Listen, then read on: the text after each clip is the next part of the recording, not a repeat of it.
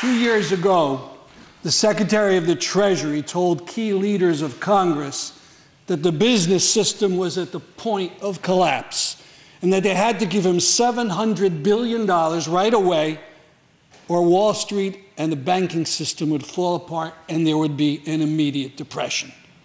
So Congress gave him the money, and they gave him more, and they gave more to the next Secretary of the Treasury, and more, and more, and more.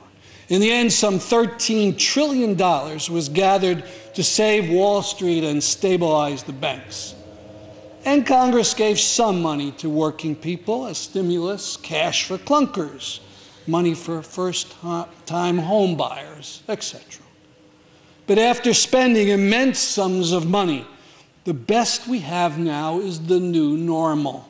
Nearly 18% of people out of work, 20 million who can't get full-time jobs.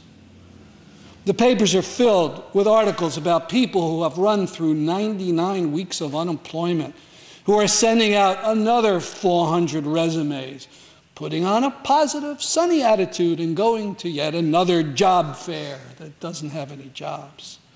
Young people out of college for 2 years who have never had full-time work. Laid off men and women in their 50s who are afraid they'll never work again. So who do you blame? The powers that be want you to shut your eyes to their Ponzi scheme economy, to the disintegration of their casino capitalism. They want you to pretend that we are all rugged individualists who make our own fortunes by ourselves. And if you have a problem, it's your own fault. People buy this. People blame themselves. If only I was better at job interviews. If only I knew more math. If only I had picked a different major in college. If only I didn't spend so much time with my family and spend time learning some other line of work. Or they want us to blame immigrants. Mexicans and other Latin Americans are supposedly stealing your jobs. Your jobs? When were they ever your jobs? What right did you have to your job if you went on strike and you were replaced by a scab? When could you say no if the owner decided to pack up the plant and ship off your job to Alabama or to China? And how can you blame immigrants for creating the subprime credit default swap collateralized debt obligation securities that went bust and threw 8 million people out of work? No, it's the folks on top who are to blame. Private enterprise can't do the job. We've been in a business crisis for 3 years. Is this our fate for many years to come? Are we to be paralyzed just at a time when the threat of global warming and climate catastrophe demands we take action? There is an alternative. During the Great Depression, the United States government put millions of people to work directly.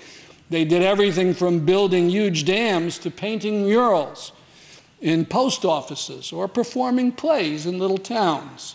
That's public enterprise, and we need it again to come to the rescue. Public enterprise.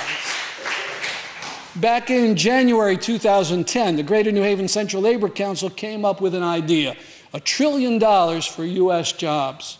It called for millions of new government jobs in production and transportation and education to create a new green economy. Well, that's a great start. We should be demanding the government fund enterprises that will hire people directly and permanently in full-time jobs.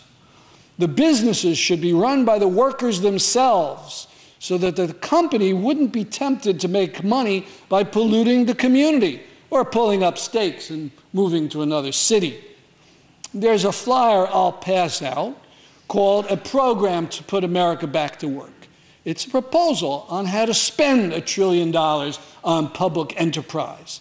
Since you'll have it, I won't go into the details. I'll just say it's a way to put millions to work building gyms and playgrounds, developing wind and solar energy, putting up green apartment houses and homes, and affordable assisted living.